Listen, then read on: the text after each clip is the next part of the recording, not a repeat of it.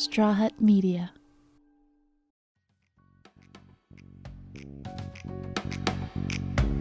We're better together with Ann and Heather. Hi, everybody. We are so excited to be on Dr. E's show today. Better Together, Better with Dr. E. I just have to say, I hope anybody that listened last month is and has worked on some of the things that Dr. E talked about putting our happiness in place. And I know that I couldn't wait. I personally am the biggest fan of the Dr. E show because I felt better working in some of the structures that you gave us last week. We're going to ask you to talk about those for those who didn't listen, but what do you have to say? Yes. Well, welcome to your show. Thank you. Thank you for the show. So we thought last time we talked about the red zone, green zone, and Ann and I applied that in moments, but I thought maybe it would be good for you to remind everybody listening about the red zone and the green zone. Sure. Yeah. So the red zone is when we're in heightened levels of distress. And distress is a term in psychology we use, which is pretty much any emotion you don't want. So it could be sadness, frustration, anger, fear, anxiety, guilt, shame, overwhelm, helplessness, worthlessness, sadness. All of that goes in the distress pile. And it goes from 0 to 10. So 0, no distress, right? You just got off the massage table. Life is great. 10 out of 10 is the most distressed you could be. So if you're angry, you're probably yelling. If you're sad, you're probably crying. Now, hopefully we don't spend a whole lot of time at 10, and we're probably not at 0 a whole lot. We're somewhere in between. And the reason why it's so important to understand is twofold. One, the higher up we go, the less here's good English, the less good it feels, right? If it doesn't feel good to be like that. But the other thing is it actually impacts how we think about things, how we process information. So I call the red zone when you get to a 7 out of 10 or higher. And when we're at a 7 out of 10 or higher, we're thinking differently than when we're in the green zone, a 0, 1, 2, 3. So when we're in that green zone, we're using our frontal lobe. That structure that differentiates us from other animals, right? It allows us to engage in problem solving, perspective taking, executive functioning, right? When we're in the green zone, we can see all different options. We can say, yeah, life's tough, but there's also some good stuff. Mm-hmm. Yeah, my partner's annoying me, but there's some positive, right? Mm-hmm. Our partner can do something, we're like, it's just who they are. As we go up on the scale, though, our focus narrows so that when we get into the red zone, a 7, an 8, a 9, a 10, we're focused on what's wrong. We call it negative filtering. We're focused on personalizing what someone else does. We feel like a victim of our circumstances. We tend to blame other people. And in that red zone, it's not our frontal lobe, rational thinking, that's really in charge, but our limbic system, that survival mechanism that takes over. And so we literally think differently. Your partner, your child can do something in the green zone. It's who they are. They do the same thing in the red zone. You want to strangle them. Right? So I think for me, that is something that I recognize when you had pointed that out last month. Because you were so clear about it, I was able to see the way that I put it into practice was not only through discussing things with Heather, which was really interesting. We were in a place that could have been stressful. I was shooting a movie. I was in a different location. She wasn't there. What was going to happen with the podcast? Everything. But in the organization of even thinking that we have tools to help, we can stop ourselves from going to those. And I didn't. And this is one of the things that I wanted to talk about. I got stressed out. I completely forgot about the red zone. First week I'm bitching at you for something. She red zoned. I red zoned out. And what was so amazing was that Heather was able to point out, because it was our first week. Hey there, red zone much. And it was so funny, but it was such a quick way to address each other with respect. We had already agreed that, of course, this is how we want to function. So I want to say, one, activating this principle is something that helps your relationships. Yes, for sure. But what it also does is create a language between and within your relationships that allow you to identify something that doesn't feel like you're being attacked. And I think that's one of the things with communication. And when we get sensitive, especially in the red zone of the stress zone, like you're saying, all of the feelings don't feel good. When we can't recognize is when we get into arguments and we start feeling really awful about ourselves. So anything that our partner says we're sensitive to, we get mad at and more frustrated. So the red zone helps every single part of the process of communication. And that one, I was really embarrassed. I was like, oh my God, I just learned the green red zone and I failed. I failed miserably the first week. You didn't fail. It's not failure. It's data. It's just information. So you get to use that. But you know, we can break our habits whenever we want. And I broke one. And we grew in our communication from that, Yes, I think. yes. You know, and one of the things that I realized too is that I don't red zone very much. I mean, every couple of years I'll lose it but Oh, that's impressive. and you'll agree But with then this. wait for it. My red zone, I don't know if this is a red zone, but when I get really tired, I turn off. And you know that about me. Yes. Like I'm done. I have to go home. Like I cannot, I'm closed for business. And if you don't understand you and can respect recognize that yes. with me when I'm just done. Yes. And if you don't respect it, if I want to chase that time, then I'm not respecting you and what I know about you. We all share the information if we're lucky enough to be able to be honest, where then you start respecting another person by saying, you know what, I'm not going to chase you down. No, Heather, I really need to talk to you. And she's like, because when you're done, you're done. And part of respecting communication is what we're learning with this. The other thing I want to tap on, because I do want to get into this week's work and what we're going to start talking about, or work or play, I guess, is the worry zone and putting our worry to a place and time in the day. And I have to say, with more people than that I could possibly imagine, who not only giggled, who looked at it and got the structure. So I would love for you to explain the worry zone structure and know that it has been celebrated by many and Yay. many of those who listen to our first And podcast.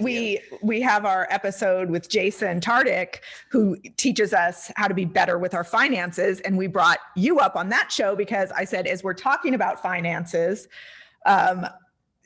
let's activate the scheduled worry time, right? Because that's what a lot of people spend time worrying about. She added the structure of you. So got out of the stress around money so that we could. So as this family, as we say, really one feeds another. So please describe the worry zone to us and the audience who hasn't listened. And please listen to the first episode, you guys, so you can catch up.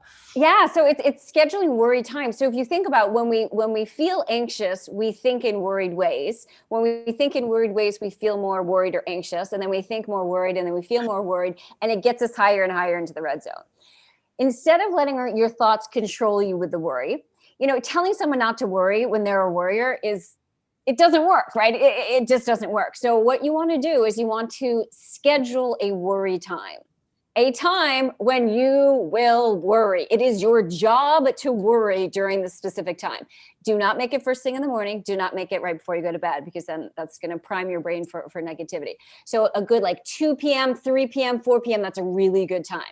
Now, anytime a worry comes into your mind, it could be about finances. It could be about your relationship. It could be about your health. Instead of saying, oh, I shouldn't worry about that, instead of letting the worry take over, you're going to say, I will worry about that at 3 p.m. I do it in my drive time is what I found. Good. That's interesting. I found, okay, I'm driving from point A to point B. I will have that time and I'm done. Well, it's really funny when it comes up sometimes, because when you're in a situation where whatever it is, and I've of course we are paying more attention now to everything that everybody says, like, "Ooh, how is this working in our lives? Wait, are we bettering our agreements?" But what I found is that when you start joking around, like when somebody starts to see like, oh, you might be worried about that. I started to joke like, no, my worry time is at 4. And anybody who listens to that, it was like, wait, what? And okay, listen, you got to listen, Dr. E, because here's the deal. I don't have to worry about that right now because I've scheduled my time. And what happens is not only does it create a giggle in you, but what I've found is that because you put that one, it gives you self-esteem because you have put it at a place where you have control. So you feel better about your worry over that one. But also it leaves time to build the foundation of your day in good ways because you put off that worry to its destined time. And by the time you get there, you've actually done stuff, made yourself feel better. Maybe you did go to the lunch, maybe you had a glass of wine, maybe you're giggling already. Whatever it is, it gets to be 4 o'clock and you're like, wait, I mean, maybe I don't need to worry today. Maybe I can put it off until tomorrow at 4. That's exactly it. It's the rolling fun of the worry moment. I had a funny moment last week where I parked my car somewhere that I thought I might get towed. And as I was going to be quick, I'm like, well, I'm starting to worry about this. And I'm like, wait, I really can't reschedule this worry. I should probably hurry up and legitimately be concerned about that. I don't know now. if she can take care of parking tickets. That's how much I have made it a part of my consciousness. I think so too. And some of the girls who are just finding the podcast, I really do feel people have stopped on yours, and I've gotten a few comments on this. And grown men. And grown men. And very manly men are also very masculine. They're all muscles that listen to this show. What I found is that the women are repeating the show to hear what you have said and taking it in. And so I feel like we're like this encyclopedia of wisdom through you is coming to us. So I want to talk about today. And I really found when I wasn't worrying, that I was looking at different things throughout my day that were, that I wanted to ask you questions about. And one of the things that I found in my intimate moments with myself was that I was kind of sulking, thinking that I wasn't getting enough. And this word drives me so crazy. You're going to say attention, aren't you? Approval. Oh. Attention. I get a lot of attention. But the things maybe that I want attention for necessarily are not what people necessarily think I do. It's not that I want compliments. It's not like I want people to tell me I'm great on set. I don't mind if people tell me I'm great on set. It's really the things that I feel that I do are approval or appreciation? Or appreciation, whatever it is that says. The same? Well, I don't know. And I want to ask you that, but I definitely think it's in that same category of realizing and recognizing that I was still waiting around maybe. And I think this came up with about kind of my exes, and not dating now and what feels bad. And then all those feelings start to come up about how do you have some clues for us to deal with the approval, appreciation talk with ourselves? We just call it the APP talk, right? Oh. Yes. So here's the thing. It all has to do with our self-worth, right? We're looking for this approval because what we're saying to ourselves is, I want to feel good about myself, human need, right? I want to feel good about myself. And the way that I'm going to feel good about myself is by giving that power to other people. So right. I like to use this analogy. I have weird analogies, but this is the weird analogy I'm sharing with you today. Good weird. Would you ever decide what you were going to eat only by what people gave you? So if someone gave you, I don't know, fresh pasta, lobster, great. But if they gave you eyeballs or a dead mouse, you had to eat that too. Whatever they gave you, you had to eat. Oh. Would you ever allow that to happen in your life? Oh my God. No. Of course not, right? We never would. And yet that's exactly what we do when we're saying, tell me how I should feel about myself. Oh. If you're being kind, if you are in a good mood, if you are saying nice things to me, then that feels good. But if you don't, then I'm going to take that and interpret it as, I'm not good enough. Yes. I'm not worthy. I'm not lovable. You don't like me. If I get this rat, then that's what I deserve. And we get to choose if we eat the rat or not.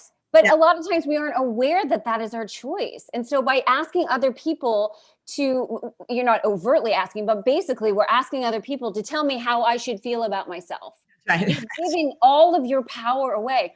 They could be having a bad day. They may have just had, Mexican food. They aren't feeling so well. They may be in an argument with a partner. Who knows what's going on? There are a million reasons why they may say or do what they do to you. Your worth is one of them.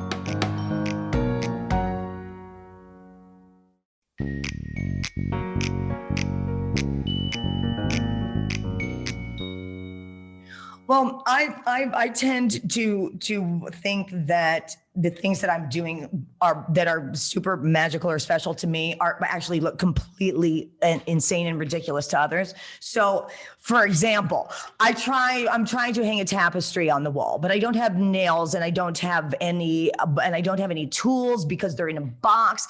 So I need to figure out how to get this tapestry onto a metal pole and balance it somehow with the structures that are going on and have it be. But the thing's heavy as hell and it's 200 years old. Problems that people face every day. Yes. Tapestry. You know how many times I've heard this one before? Yeah. And it's on my back. And what I realize is that it's the metaphor has become now I'm balancing and trying to get this thing onto And I'm laughing at myself because, of course, it's collapsing down on my back. And I realize that what I'm doing is trying to do something that is literally probably impossible to do, so that once I accomplished it, someone will think it's really cool other than me, because that's what I set out to do. So I am realizing that there is a gap of waiting for wanting the significance of what I do that is so weird to somehow become not so weird to people. And I've realized I'm chasing that too. Like, look, it really makes sense. Everything makes sense. I can balance this thing rather than hang it with nails like real people. So I understand. I asked for approval for oddities. Listen, you can't be shaking your head like I'm weird. The analogy you just used was about rats and soup. So Eating dirty rats, I know. But it's interesting because we are so, I think, unaware that that we're giving all these people this power to determine how we are going to view ourselves. So sometimes just being aware that, wait a minute, it's nice if you approve, it's nice if you appreciate, but the goal is to not have to wait for other people to approve or to appreciate. When we give it to ourselves and it feels fulfilling. How do we do that? Is that taking note of when we feel that? Is there an exercise we can do? I like your habit, so I want to change mine, and even thinking that there's a need for that. Well, so I like to differentiate self-worth in terms of conditional versus unconditional self-worth. So conditional self-worth is what most people in our society experience. I believe in myself if and only if external events happen. And it varies from person to person, right? So some people, it may be a certain number of likes on social media. For another person, it may be a compliment of how they look. For someone else, it may be, I don't know, how much money they make. So the criteria is different from person to person, but the majority of people have this conditional self-worth. I'll feel good about myself if and only if this happens. When it doesn't happen, we feel bad about ourselves. When it does happen, it feels good for a bit, but because our self-worth is conditional, it's like being on that treadmill, right? So then it's like, well, what's next? What's the next thing that's going to help me feel good about myself? And so it's being on a treadmill and literally getting nowhere, because we're trying, and each thing that we get, we then need something more and something more and something more. So that's conditional self-worth. And so conditional self-worth is also this kind of win-lose mentality. If I win, then you lose. But if you win, then I lose. So there's this constant competition with other people. The ultimate goal is to have unconditional self-worth. And unconditional self-worth means you believe in yourself regardless. Not in a narcissistic, I'm better than you. That's actually conditional self-worth. That's but right. in the sense of who are you in your core, right? When we feel good about who we are, when we apply our values, our core characteristics, and we focus on those, that's when we can have that unconditional self-worth. Values and core characteristics. I love that. I love that too. You have said, and we want to repeat this just as our goal on Better Together, Better with Dr. E. We want to learn something. We want to have fun while we're doing it. And we want to take something away. And I think some of what we're taking away is the language. This treadmill of conditional self-worth is something I'm getting off. Well, and apparently I'm not going anywhere anyways.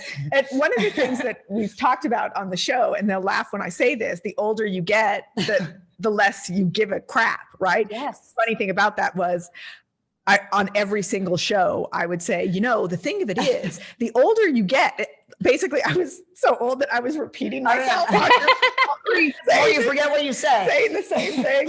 But there is some truth to that in where we sit now, as opposed to maybe where we sat when we were 20. Oh, for sure. We don't need, at least let's hope that that's the case for others as well. You don't need that. You don't need that sort of reaffirmation. Is that a word? Reaffirmation from others in the same way that you needed it when you were young, but you still need it. And that's, I guess, or you want it. We don't need it. What we're learning is that we don't need it, but we want it. It does feel nice when it comes our way. I think you need it in some way, just to. Well, and that's kind of what friends are for too. That encouragement. Is there a like a key or a clue that we get when we're starting to slip into conditional self-worth rather than non-conditional? Yeah, so when you're waiting for someone to give you a compliment, when you're waiting for that external validation, for someone to say something, for someone to do something, that is the red flag that's saying, oh, this is conditional. And yes. That was to say, when we just feel good about ourselves for who we are, for what we're doing, again, for applying our core values, that's when we have more unconditional self-worth. And then we start behaving in the thing that we're not getting. The problem with habits is that if we don't get the feed that we need, then we keep chasing the bad habit. Like, oh, I didn't get that, so next time I'm going to wear more lipstick. Or we start assuming the thing that the other person didn't give us and then push it and push it and push it until we get it. So we're on that treadmill too, getting absolutely nowhere. And most of the time, the other person is going through their own life. They're not trying to hurt your feelings by not telling you look pretty tonight. I mean, right? We've gone through this with our kids, saying that, Yes. certain times there's teenagers that aren't exactly, or not teenagers, kids of all ages, parents often feel underappreciated, right? And we both talked about that with our kids. They know what all we do. And Yes. Oh, right. And then we fantasize about when they become parents, and then they'll appreciate everything that I've done. Or maybe that's just me, but yeah. Let us entertain you. Can we talk about teens for a minute? You had spoken about a program that you started, and I have a 19-year-old. I want you to talk about the program and remind me of the program and us of the program, because I'm having curiosities about how to inspire I don't know if any other mom has this, inspire my teen to get a job and have a point of view and focus in their life. Do you have any, could you, let's call this son, John. John, my friend's son, is having difficulty after a first year of COVID college getting into, and we did talk about the trauma that all of the kids went through and what you had said. It's a very difficult time for teens. Can we have some steps or some tools to help our teens get out? Because I am finding that I do not know how to communicate, and I want it to be compassionate and loving. But again, it feels like I'm on a treadmill with him that's not getting anywhere. Well, it's funny because you want him to seek your approval. I want him to do what I say. Like, oh, let's just get right to it. I want him to get a job. I want him to get A's in school. But that's not going to happen either. So maybe not. So one thing to consider, again, we'll go back to the red zone. A lot of teens are in the red zone. So giving them the language, giving them the tools to get out of the red zone. Okay. And then start to ask questions like, what do you want to do? What do you get excited about doing? I think volunteering, with teens and with parents, I recommend 3 things always: exercise, because it's like non-pharmacological Xanax, meditation, and then the third thing is volunteering. So especially when our teens, who tend to be very myopic, right, tend to be self-centered, and that's just the way that their brain functions. That's okay. It's supposed to be like that. When they can volunteer, when they can see how what they are doing is positively impacting someone other than themselves, it can be unbelievable for self-confidence, for self-worth, for really motivating them to want to make positive change. Well, I have to say, when I was doing plank this week, I remember you saying, you know what, get out of that red zone and get into plank if you want. Heather and I were listening to our podcast and exercising together, and I was in plank, and I was all like, I'm so Dr. E right now. I'm like, I'm chilling on my plank.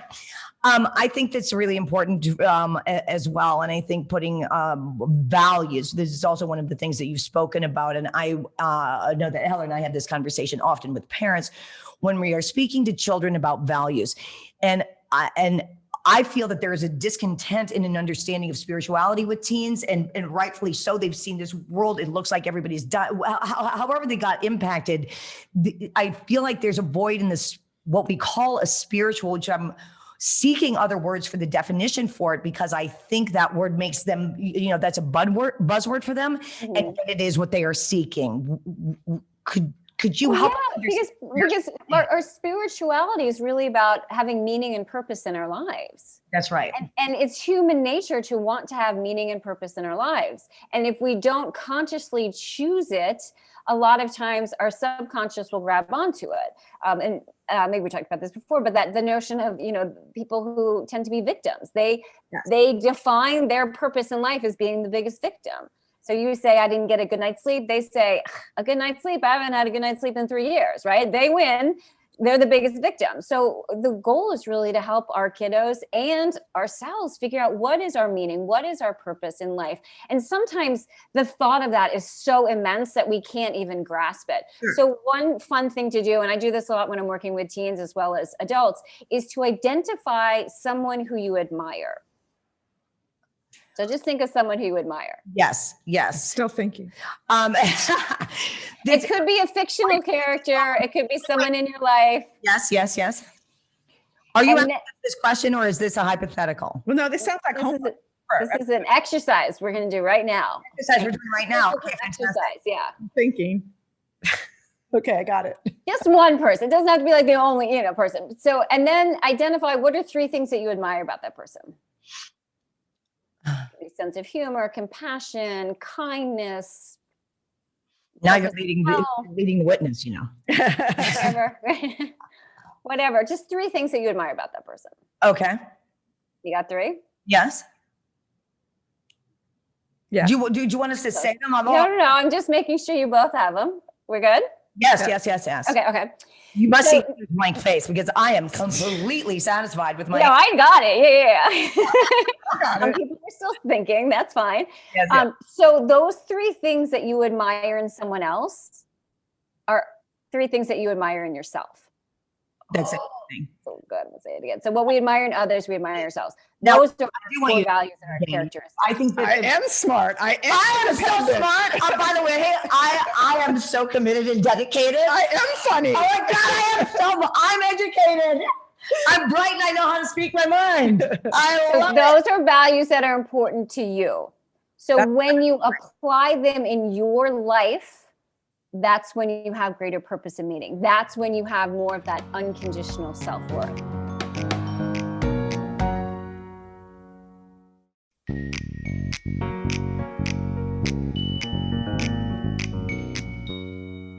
It reminds me a little bit, I've spent most of my career in communications. And so I would always, with a new client, make sure that we had a really tight mission statement for what they wanted. And I feel like, I even told my kids at a certain age, like, let's do a family mission statement. Let's have you do a mission statement for like what's important to you. And it seems like this is kind of the same idea about, meaning and purpose in your life. Exactly. And creating a mission statement as a family, as an individual is such a gift. Absolutely. That's a great task. I think we can all do. I really am selfishly taking this time to ask you about John. the situation. I'm back on John, your friend's James' kid, son. And I want to talk about the disciplining process of how necessary it is. I have to say, and I think you and I are on the same page a lot with the structure of how I talk to my son, but that has led me nowhere. Now, I have also asked for certain executions and John. I'll call Jane later to tell her the answers.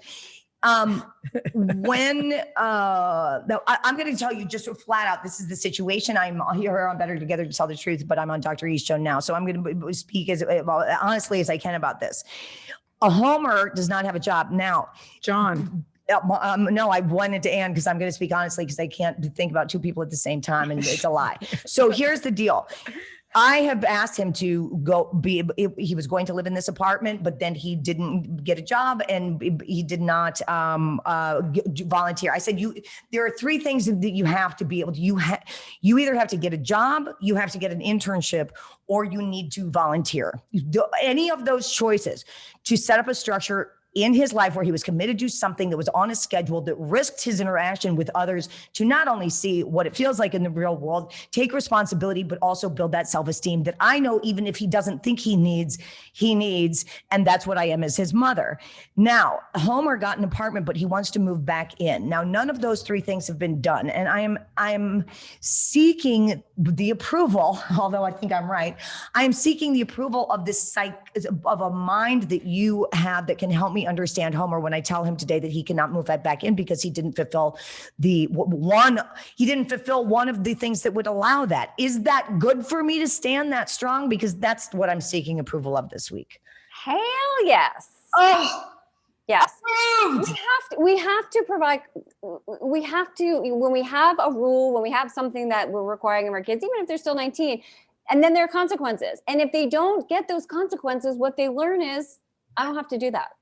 Right. Okay. Which is so important with young kids that I learned. There was a piece of advice that was given to me, even with younger kids, that they say, before you threaten, if you do this, this is going to happen. Yeah. Make sure it's something you can follow through with. Absolutely. It's better to make it be something, if you say like, you're not going to have your phone for a year, like that's right. You think you're scaring them with that, but you're never, it's going to be very difficult to follow through with something like that. So make it something that is actually actionable. Well, and right? this is because otherwise you just lose all credibility. Well, and that's why this is a big deal for me. I mean, I have to say, and of course they're teenagers soon. I have to remind myself that they are not evolved. They are still, as we say, they are still children. They do still need guidance. But as I've said to Homer, at 18, mommy ended.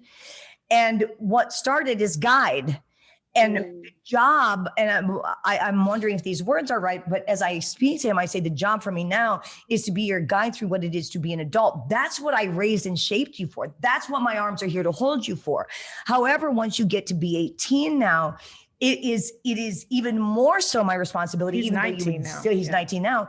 But when you want your arm, I can tell that he would like his mommy to take care of him, for as long as he shall live, and as did his dad. And that pressure on him was not a great cooker, because somewhere in his brain he thinks, well, not only is my mom taking care of me, my dad, and the other guy, why won't I believe and trust that she'll take care of me forever? And so this is a hurdle not only for Homer, but for me to stand strong, because I, of course, and by take care of, you mean financially support. Financially, let him live here and live off me and do all the, I have been responsible for feeding his lack of drive. Mm-hmm. Because I gave him a life that I didn't have, and now good job. And I would say how you present that is also really important. Yes. So if it's not that you do, but the yelling, threatening, that's not going to work. Because when I spoke to you, I mean, in fact, and I want my audience to know this too as we're talking. The way that I speak is this clear. That's why I'm wondering if does he shut off? Does he shut down? It's definitely not through any sort of dismissiveness of him, but it is clear. Yep. Yeah. So another idea is to have him be part of that decision-making process. Ultimately, you're going to decide, but ask him questions like, well, so we had an agreement that you were going to do one of these three things and you didn't do it. So what do you think makes sense? Great. You don't have to go by what he says, but what you're doing is you're getting the Socratic question. You're asking these questions to cultivate a problem-solving mind. And as you are a guide, and I suggest this even with younger kids, but especially now, instead of telling our teenagers what to do, sometimes we're going to need to do that. But in this situation, you really have this opportunity to have this time for him to think about and kind of work through instead of you telling him. So what do you think makes sense? Well, I think I should be able to go home. Well, that doesn't make sense. The agreement was you're going to do one of these three things and you didn't do it. And I love that, because what we're doing is laying the path to which they don't want, and they don't really see it coming because they're not so engaged yet with when you start asking questions. It's definitely going to point them to the direction of, hi, I'm right. Well, I mean, sorry, but hi, here's what I'm talking about. Well, I can't wait for you. You'll do that. This is fantastic. And then you'll report back on the Homer Chronicles. That is my going to. And I think that is a tool that we can put in our tool belt, everybody, as we say. One of the things that we can take, look at the conversation you're having with your teens, perhaps, and ask them the question about what makes sense. That was a superpower that I don't think we learn very much, and getting them to make sense out of the order of their lives and the choices that they're making is a really cool, active thing to do. And I also think, talking about meaning and purpose, I think it's really important that we all, take that as something to think about till next time, which is think about what meaning and what purpose you want in your life, what is important to you. And that sort of guides you. The whole reason behind creating a mission statement for a company is because as you grow and as you change and you have a lot of decisions to make about growth or diversifying or whatever decisions you make with a business, having a really concrete mission statement helps guide you in those decisions. Absolutely. So the same thing seems like it would apply to your life. If you decide what your mission and purpose is in life, is you're trying to decide, do I want to, take this job, even go to this event, take, whatever you decide to do in your life. Agreement brings agreement. It brings clarity. So when we're talking about one of the little books I've written, the agreement principles, why do you agree? Well, then I don't have to guess. So if we are in harmony together, and I think one of the questions that we don't ask, even in whatever relationship it is, wait a minute, what are we starting with? And do we agree? Because then all of a sudden your foundation starts with 1 + 1 = 3. Like you've already embodied and emboldened something that's bigger than yourselves because you've agreed to something. And I think that's a really good building principle for how you even begin the mission statement and to be able to begin to write maybe it. That would be a great thing for Homer, for Homer to create a mission statement for his life. Yes. Yeah. I do a lot of work with families to create that mission statement, have everyone come together. And sometimes we have multiple generations together to figure out who are we as a family. And then moving forward, and these tend to be families maybe with wealth or foundations. And so it really helps guide how they spend their time, energy, and money. But it really is great because then that's your guiding principle to help you. Is this what I want to do? Is this the person who I want to be? Is this the next step that I want to take? Ryan, should we do one for Straw Hut Media? Yes. We'll write That's Ryan's homework. I wonder if we could challenge everyone to really think about what she said when you think about somebody you admire. And when you write down those 3 words, because there's a surprise, it's interesting to have our intellect on it, to look at the 3 words. Why did we choose those 3 words? And then to look at them and have a moment with ourselves that you just gave us as a gift. I think the mission of this week is give yourself a gift. Think about somebody you admire. Write down those 3 words you think. And then take a look at yourself in the mirror and go, yes. And then share with us, what are the words that you came up with? What is it that we admire in other people? And lay some foundation of joy for yourself. Because if you're attracted to that person, what Dr. E just told us is that we're attracted to the things that we are and that we celebrate in ourselves. And that's part of our values. Absolutely. And the key is not only identifying it, but then applying it in your life. Okay. Talk to us about. So if one of the things that you admire, for example, I don't know, is compassion in someone else, then when you yourself are compassionate, that's when you feel better about yourself. That's when you have more meaning and purpose. That's when that unconditional self-worth grows. So looking not only at what they are, but how can you apply them, use them, live by them on a daily basis. And if it's compassion, it doesn't have to be move to Africa and build water wells for 3 months, right? It can literally be hold the door open for someone, look at the barista in the eye and say, thank you. It's these little things that when you do it on a regular basis is really going to help increase your sense of worth, self-esteem, and happiness. Well, we say living in loving kindness is a really simple thing because look, if you're feeling bad about yourself one day, the best thing you can possibly do, go do something for somebody else. You say living in loving kindness, and I say don't be a dick, and it's the same thing. And it's the same thing, but I think with these key words, what we're doing is building more tools so that when we get into places that are awkward and uncomfortable, we can shift ourselves immediately. And by defining these 3 words, it's different than we can remind ourselves when we're not feeling that hot or that great, or we're standing in the grocery line or whatever, and we're getting pissed off. Like, wait, remember those 3 things that I admired somebody else and I have, and I can take hold of this and create a little bit more happiness in this moment. I could not be more grateful to be on Dr. E's show today on Better Together with Heather. And until next time, everybody live in loving kindness. And don't be a dick. Mwah.